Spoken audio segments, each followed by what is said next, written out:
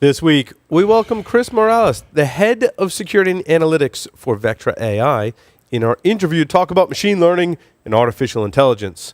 In our second segment, we are going to talk about some of the, maybe a whole bunch of topics. There's 11 topics in there, which include favorite hacker movies, influencers in the security community, and what software or device makes appearances in our respective labs, and a whole lot more.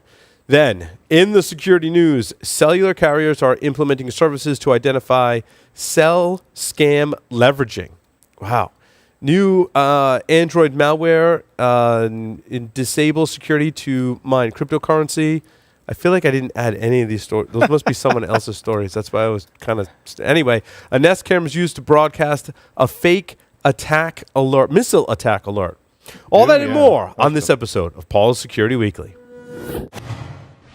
This is Security Weekly, for security professionals, by security professionals. Broadcasting live from G-Unit Studios in Rhode Island, it's the show where exploits run wild, packets aren't the only things getting sniffed, and the cocktails flow steady. It's Paul's Security Weekly. NetSparker, the developers of desktop and cloud-based web application security scanners that enable you to automatically identify vulnerabilities in your web applications and web services. NetSparker scanners employ a unique and dead-accurate vulnerability scanning engine that automatically verifies vulnerabilities with their proof of concept. For more information, visit them on the web at netsparker.com or email at contact@netsparker.com. Organizations' internal networks are overly permissive and can't distinguish trusted from untrusted applications. Attackers abuse this condition to move laterally through networks, bypassing address-based controls to spread malware. Edgewise abstracts security policies away from traditional network controls that rely on IP addresses, ports, and protocols, and instead ties controls directly to applications. Edgewise allows organizations to analyze the network attack surface and segment workloads based on the software and how it's communicating. Edgewise monitors applications and protects data paths using zero-trust segmentation. Visit edgewise.net/Security Weekly to get your free month of visibility. Some restrictions apply. Have you ever had one of those days when your InfoSec just didn't seem that fresh? Well, 4 out of 5 doctors say that Paul Asadorian makes your InfoSec go down as smooth as a bucket of warm eels. Welcome, everyone, to Paul's Security Weekly. This is episode 591, recorded January 24th, 2019, right here in G-Unit Studios in Rhode Island. On my left is none other than the Doctor Doug White. I'm here, despite the rain in Rhode Island. A lot of rain today. A lot of rain. Weird weather. Yes. But soon, we're hoping for that sea level rise, so I'll be oceanfront. Sorry, guys. You very well could be. Sorry, guys, down in the lower tier. I'm looking over, could you move your roof there? Because I'm going to put in a pier. On the lines remotely, Mr. Joff Thayer is here with us. Welcome, Joff. Who, me? Yes, you. All right. It's good to be here. It's a lovely Thursday evening, as usual. And, who else would I be hanging out with but you guys? It's right. True. I just want to CD into hacky, hacky, hack. That's what I want to do.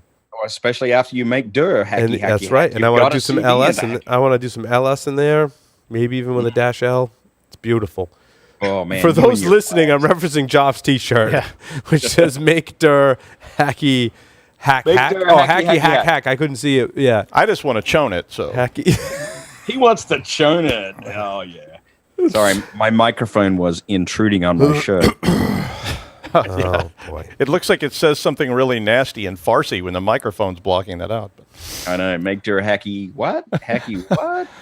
Hack. Also on the lines, Mr. Lee Neely is here with us. Lee, welcome.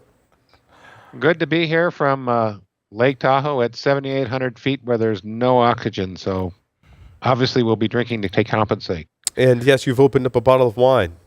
As if we. Ours is red. How about yours? That's the extent of my wine knowledge. Well, there's four things to know about wine. There's white wine, there's red wine, there's wines you like, and there's wines you don't like. That's After true. that, the rest doesn't matter. I like this philosophy. But in the quantum wine world, there's also half empty, half full, and completely empty and completely full.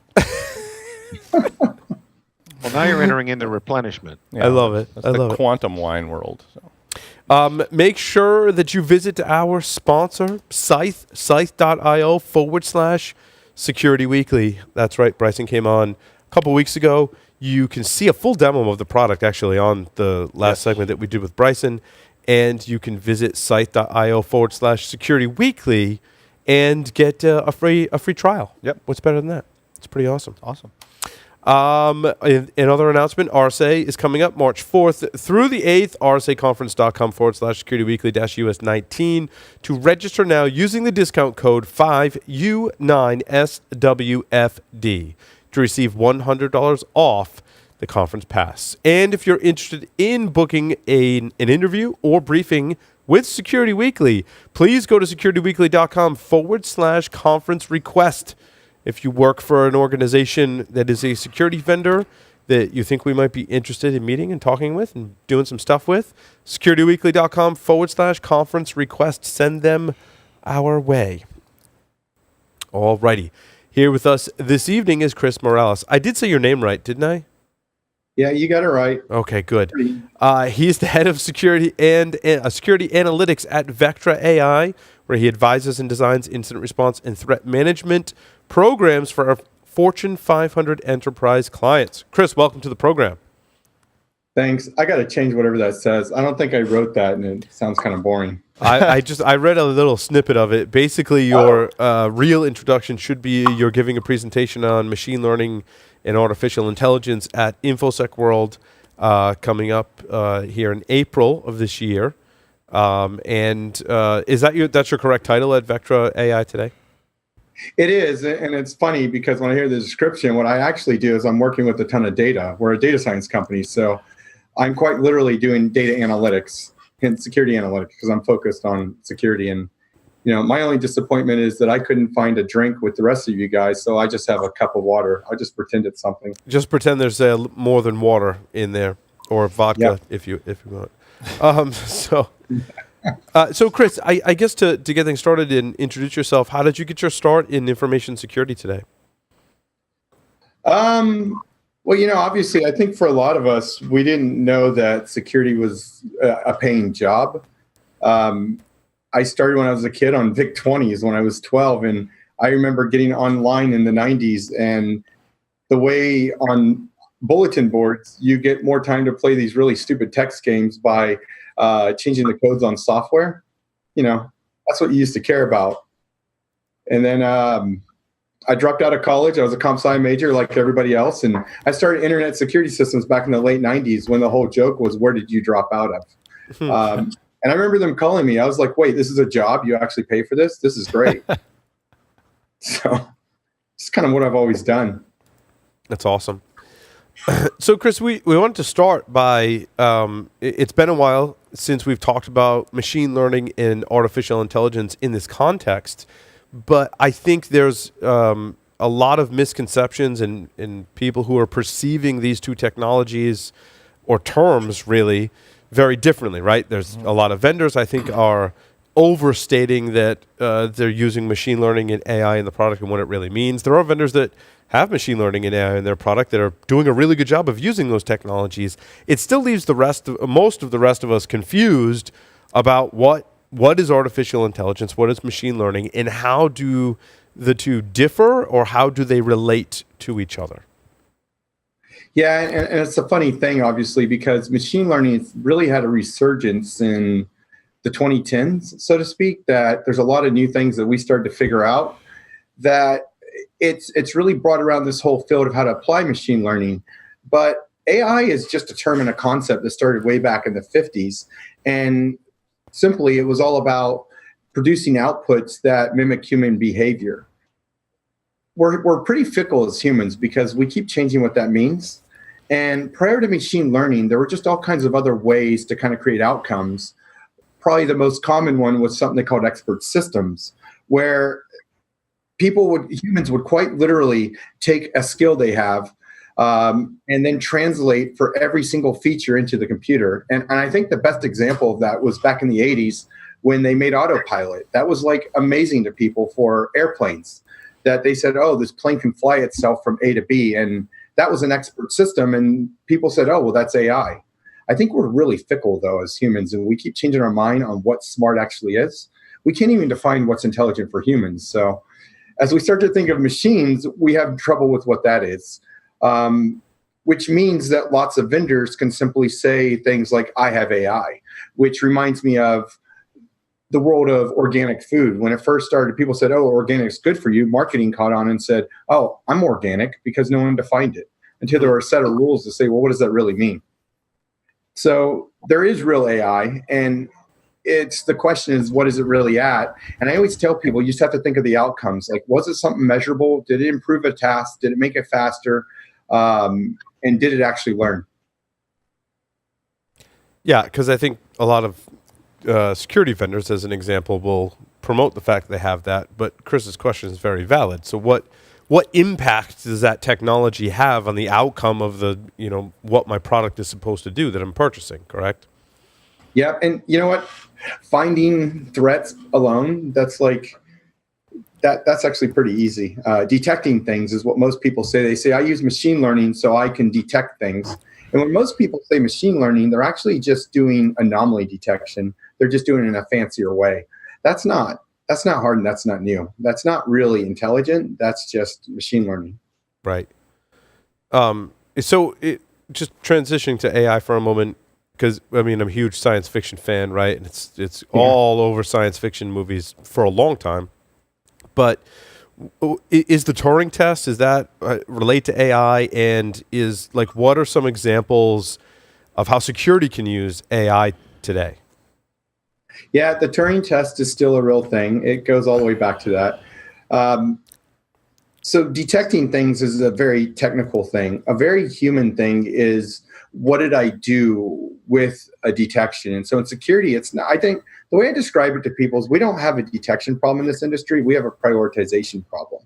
It's less about what did we find versus what is it we need to work on and what's more important. It's severity. Anybody in security operations knows that there's tons of data. It's just, what's the right data? A way I like to think of that, a real story, is let's talk about Target. That's old, but it was a really interesting thing, because they did detect somebody coming in and somebody going out. And in fact, it was FireEye to drop vendors, and they saw malware_binary.exe. You know what? That's what they call everything, malware_binary.exe. The problem they have is that that's a generic name. It has no substance to it. And then you have maybe 200 other detections that happen in that same time period. So now, as a human analyst, you got to look at this and go, well, shit, I can only go through 40 things a day and I have 200. Which are the right ones to pick? And it becomes an issue where if they don't pick the right things, they lose. Sometimes you get lucky, sometimes you don't.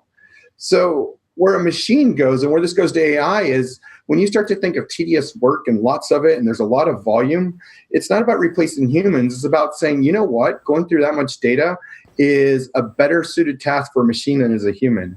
In fact, most analysts I know hate doing that work. It's really boring and tedious, which ends up leading to a lot of burnout. So if you allow a machine to say, I'm going to go through everything, and I'm going to start getting a better understanding of a behavioral approach versus just it was a malware_binary, and then build some context about the environment and what happened with it, and then start to score everything on how big of a threat was it and how sure am I this is a real problem, you start to build a better scope that you can tell the human that, hey, you had 200 things. These two right here, these are about to kill you and put you in the news and cost you $200 million. You might want to look at that first. And Chris, what is the difference, or how do the machine learning and artificial intelligence relate to each other? Machine learning is an enabler for artificial intelligence. It's again, so if an expert system was manually programming a system to do a human-based task, but it was very static, machine learning is simply taking a machine and letting it learn from sets of data. Humans still have to do work, though, and they classify it. You know, I guess the joke is that a machine learning algorithm walks into a bar and goes to the bartender, says, hey, I want a drink. And the bartender asks, what kind of drink do you want? And the algorithm says, what is everybody else having? What is everybody else having? Chris and I were talking about that joke before the show, and I stole it from Gene Spafford. Did I get that in there? I did. That was a great segue into it. I have to give Gene Spafford credit for bringing it to my attention, and I thought it was funny. And Chris and I were doing a prep call earlier, and I'm like, I saw this great joke on machine learning. Like, we totally have to make sure we tell it tonight. But the AI in that joke, the AI goes, "I'll have the whole bar. Have a nice day," and it just takes Consumes everything. and wipes everybody out. I think the real problem with AI that people have is that they watch The Terminator too much. I love the movie, but AI can't think for itself. So it's artificial intelligence doesn't mean it's smart. It's there are two ways to look at AI. There's general AI, which is a machine's going to wake up in the morning and make life decisions, which is kind of scary if it wakes up and go, why am I listening to these people? I'm smarter than them. Right. We don't know how to build that. That's the premise for countless science fiction movies, by the way. Don't ruin it for us, Chris. That like those movies. Let us go on believing, okay? Hey, you know what? That's still the dream. We're just not there. What we call AI today, which marketing does not like the phrase, is called narrow AI. And there's nothing sexy about the word narrow. It's really a task-oriented AI that it's a high level of automation of like a task. That's what we can do. We can automate work and make it an adaptive automation, but we actually don't know how to make a machine smart yet. So Lee? So I'm thinking about what you're building with and modeling, and the question is, how do we avoid a false negative so that we don't wind up sweeping the real things under the rug? It's not about false negatives or false positives. That's also a very classic security what I miss or not miss. Machines are about numbers. It's all statistics. And in fact, the thing about data science is that you have to ask very specific questions and then fit it into a model. To even go farther, there's only 5 questions you can actually ask in data science, and everything has to fit into that. And the questions become, is this A or B or C or D? How much or how many, which is a quantity question. What should I do next, which gets in this regression? Is this weird, which is what a lot of anomaly is. And how is this organized? I knew I was missing something. How is this organized? And the reason I bring this up is that when you start asking these questions, the only thing the machine can do is bring back data on that. So if we think about is this A or B, for example, like, is this good or bad is what people want to ask, but you're not really asking that. You're asking, is this external remote access or is this not? And is this a web session like what we're doing now? Is this a podcast or is this somebody trying to get into my network? It's not about throwing anything out. It's about scoring everything based on that whole scale of threat and certainty, because machines assign numbers to everything. So the question becomes, was this a score of 0 or a score of 99? Based on what factors and how did you decide that? So nothing gets thrown out. You just score things and bubble up things with higher scores. So how many people do you think don't get that? Most. Mm-hmm. Here's a way to put it. The reality is we don't know. A machine doesn't know if it's an attack. A machine is predicting an attack. A human still has to decide if it's real. Right, and that's cool. I just was thinking that people think about it. They don't think about it the way you're describing it. And part of the trick with machine learning is educating people on how to interact with what the machine is doing. That's it's actually not really just killing important. your alerts. You have to write a process. But here's the big takeaway I learned. People like to stick in AI and then they sit there and go, well, it didn't do anything. And I'm like, well, you still have to do something. It's not really replacing humans. That's kind of a myth. Hey, I got a question. Go ahead, Joff. I know. I still have to show up to work every day. If I could write an algorithm to replace me, I'd go to bed. Go ahead, John. So there's multiple different ways to implement artificial intelligence or machine learning algorithms. Do you find yourself leaning towards the more traditional modeling approaches, which are, feature classification using things like random decision trees or decision forests?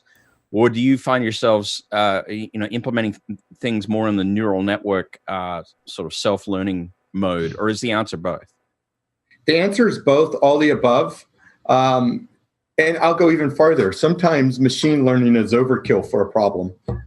Not everything has to be fancy, right? So there are simple things you can figure out, but you have to start to look at every single problem individually. I'll think of behaviors, so a lot of things that happen on the internet, like, let's say we know attackers use Tor traffic all the time, or we know there's an external remote access. These are global problems and there's global data. You can actually train using supervised learning, using classification systems and regression to start to figure out these are consistent across all environments. In those effects, you can start applying deep learning and neural networks to that, because you come into the human problem of the human has to be able to take all kinds of external remote access, and that's malicious or non, and start to describe features and figure out what it is, where the machine can do it much faster. So if you have enough data, deep learning works great for that. Okay, so just to sort of re-ask a question here, or maybe clarification, is what you're saying that while you might start with a certain number of assumed feature classifications in more of a decision tree model, you may feed that into a neural network to actually refine the feature classification to kind of bring you back around into a decision model. Is that accurate? That's actually exactly accurate. It's a decision tree using a neural network to refine the features. Excellent. I love that. I'm quite interested in the topic, and I have not dabbled in neural networks. I've definitely dabbled in decision trees and decision forests using the Python APIs, and I think there is application there. But some of what you're saying is there's definitely a tendency for people to over classify in terms of feature classification, and also even over implement, where you may not need an AI natured algorithm when basically a simple computer algorithm is good enough. Yeah, well, yeah, you could take some. Let's take port scanning. We figured that out a long time ago. I think we figured out how to figure out if it's a port scan pretty easily. Or let's take crypto mining. You know what? You just have to look for the Stratum protocol. It's used by every single one of them. It's not that complicated. Right. And there's a distinct signature of it on the wire. There's a distinct, footprint. You don't actually need to do any predicting, is what you're saying. Exactly. Like it is or it is not. The other thing is an example where classification really starts to fall apart in supervised learning is when you try to understand the internal environment.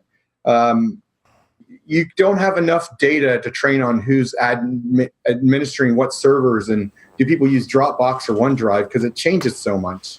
That's an area where clustering, which is unsupervised learning, makes a lot more sense. That you want to learn on that data in real time.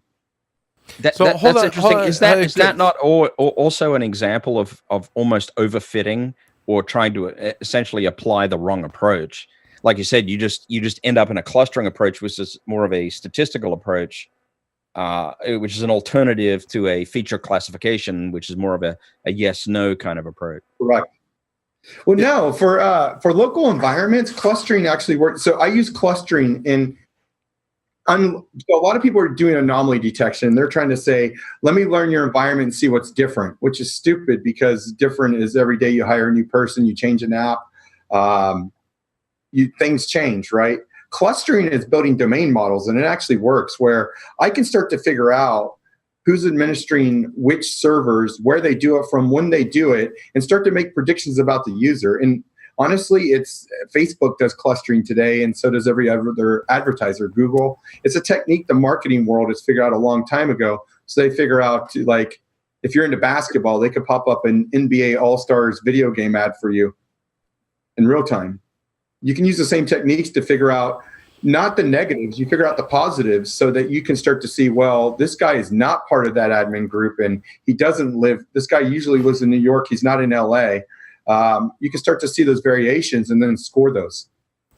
Are we seeing? Hold on, Jeff. Wait. So I'm sorry. I just want to go back for our audience. The difference between supervised and unsupervised learning, as this is important for those of us in information security today, evaluating solutions and such. Yep.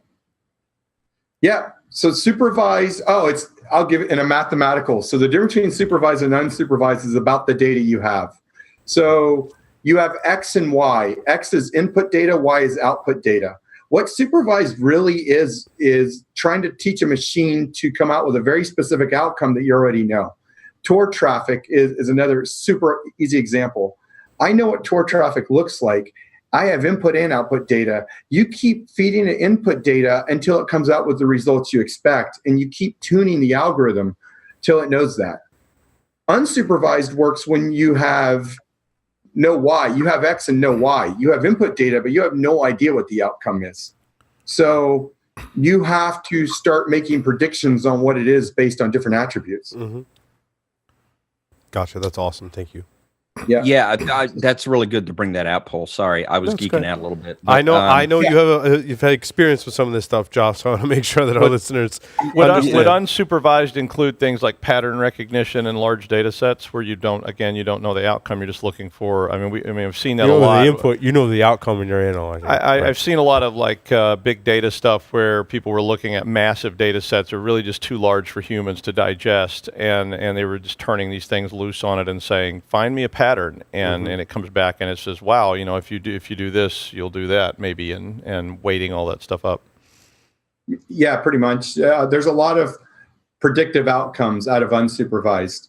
A great use of unsupervised, which gets into the automation stuff, which actually is something we use. So see, I could talk about every single out. They all have a purpose. Now, a lot of the Bayes stuff that you hear get thrown about, that's actually good at predicting outcomes based on an input set of data. A really good use of that is sorry, Chris, which one was that? Because there's different types of, what we're getting into is basically the different types of machine learning algorithms and data science, correct? Correct. So I said Bayes, B-A-Y-E-S, that gets used a lot. It's actually what people use for anomaly detection. The irony is I think it's a good algorithm, it's just poorly used. Mm-hmm. What it's actually, Bayes is, in simple forms, you got X amount of data and you're trying to predict Y outcome. What we've learned is it's actually really good at predicting an attack based on certain inputs if you score all the inputs and then you score the outputs on that. And that's where I get into the whole, it's not about false positive or false negative, it's about threat and certainty. Yeah, I think that the other point that's with that, just to chime in, is I think you're right. Bayes gets misapplied. And data science is all about modeling ultimately, and you got to fit the right model to the right problem. And I think that's a large part of what you've been circling around. You talked about clustering. Algorithms such as k-means clustering are better suited to certain problems versus things like random decision trees or regression analysis. And I think there's a tendency for inexperienced data scientists not to think about fitting the right algorithm to the right problem. And that definitely shows in some of the misapplications. I think Bayes is a really good example because it became very, very popular in the email world when there was a lot of success for spam classification. And so I think there was a sort of generation of people that thought Bayes is the right solution for all my AI problems. Yeah, gonna fix the world. Yeah. Do you know what? I think that problem is, though. You're right. The data scientists aren't asking the right questions, is what it comes down to. So they're overfitting. And I realize it's because they don't know the questions to ask. Data scientists are math experts. You need security guys to guide the data scientists to tell them what to do. Actually, that's something I was wanting to zoom in on before Paul got me out of my geek moment, and that was the characteristic feature classification issues, and something that I found in experimenting with some algorithms around DNS work is if you overfit when you're doing supervised training, when you're doing modeling with good data, bad data, then your model ends up being too precise. And you end up with essentially a useless result. You can't predict anything because you have overclassified in your training. Can you speak to that a little bit? Yeah, no. So I agree with you. It's that gets really tricky. And again, I reiterate, it's the data scientist doesn't really know the data half the time, and the overfit comes because they're not sure of the outcome.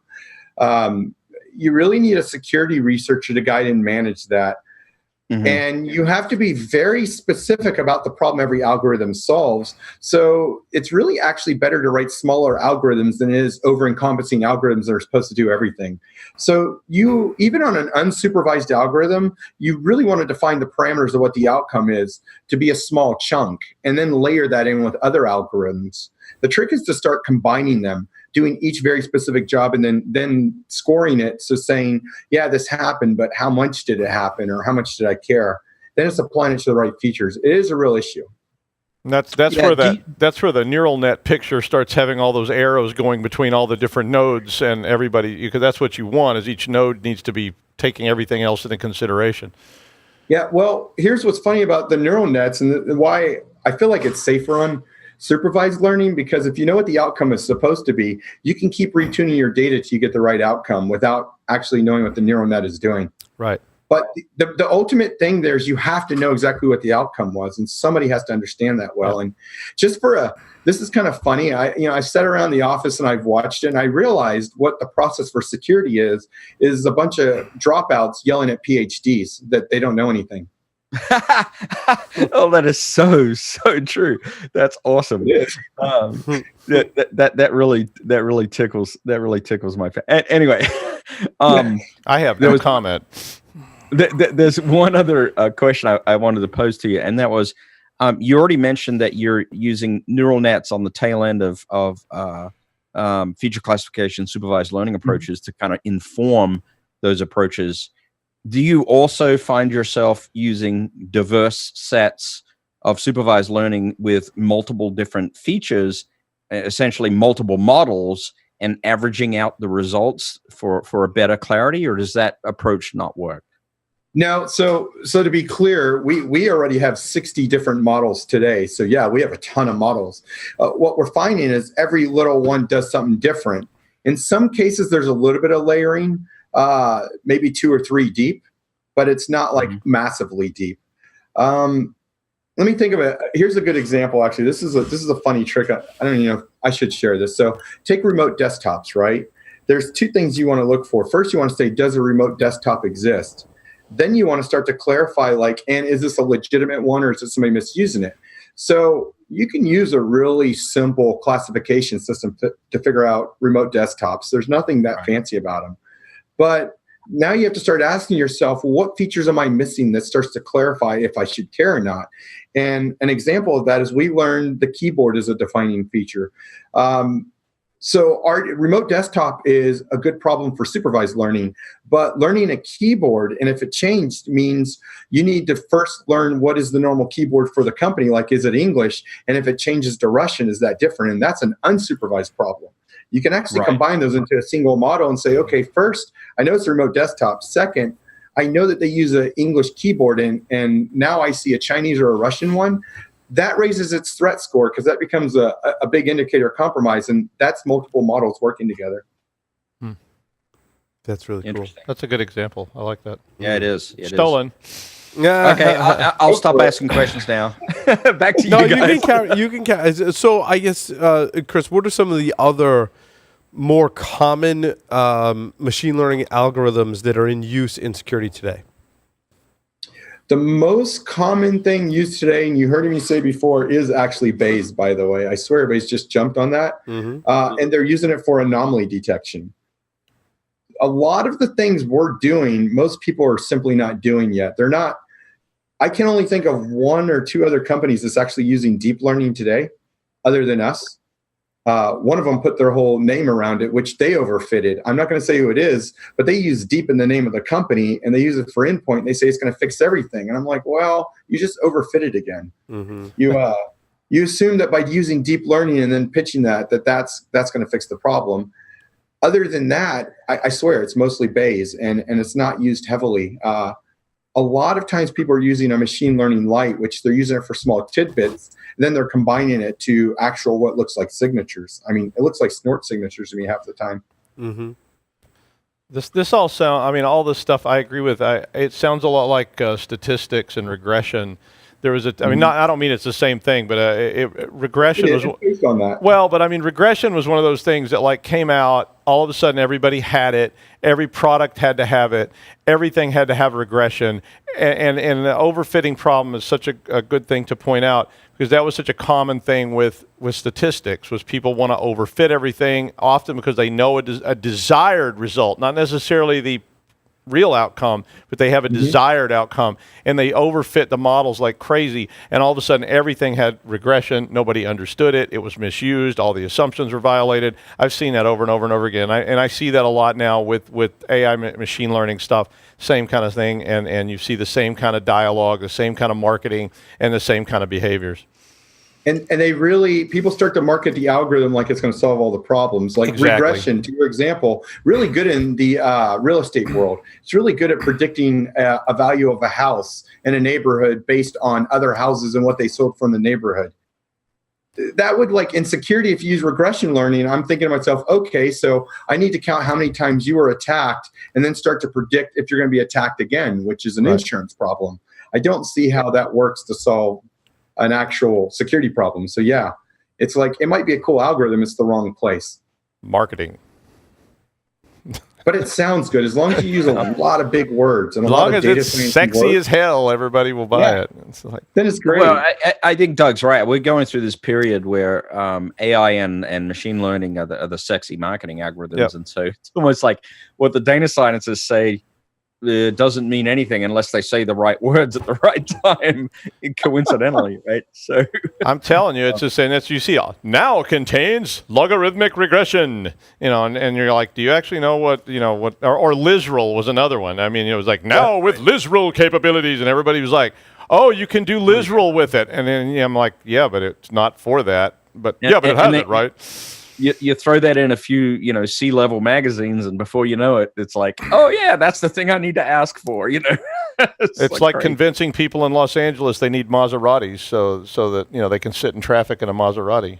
It's true. Yeah. So they buy a Tesla. You know where we think the industry is at those? I remember. I don't know why I remember these, but like, it was maybe 20 years ago. IBM. So IBM is brilliant at commercials. By the way, I love their marketing. They're so good at this stuff.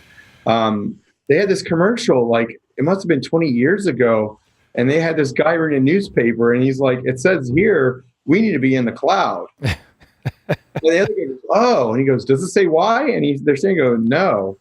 And then it goes to their ad, and I laugh, and I think that's how AI is today. I agree. Yeah, They're like, we need an AI project. Why? To get us ahead. How do we use it? I don't know. Why aren't we doing AI? More of it. Yeah. I've had that question. Like, why is our company not doing more AI? Why do you think that's important? And it's like, what do you need it for? I think I'm going to start a company called Empty Box AI. I love it. It's task automation. It's not actually intelligent. I'm okay saying that. So that's why we have like 60 algorithms, because we look at every single task and say, you need this for this, you need this for this. And by the time you're done, you need humans to build it, and you need humans to use it. That doesn't go away. It's very true. And do people understand what build it means? No. They don't know what goes into building an algorithm. I mean, no. I don't think they do. I don't think so. Time for Dummies book? Oh, no. Yeah. Oh, no, please don't. Did I say that out loud? AI algorithms for dummies. There probably already is one of those. Probably. Yeah, I'm Not, guessing there's right. I always just tell people to watch the Silicon Valley episode of Hot Dog Not Hot Dog and download the app. There you go. You got it. That was pretty accurate. I 100%. Yep. I didn't see that. You never watched Silicon Valley? I did, but the algorithm that I'm thinking of is at the end of season 1. No, not And that that's algorithm. what is that one called? I can't think of the name of it now. There's people screaming at me now in their cars because they can't. It was double in and out, double. The double, yeah. What it was is it something. called? Someone. I don't know. Can't help you, Paul. I don't remember the name of it. I'll think of it in a minute, or I'll look it up.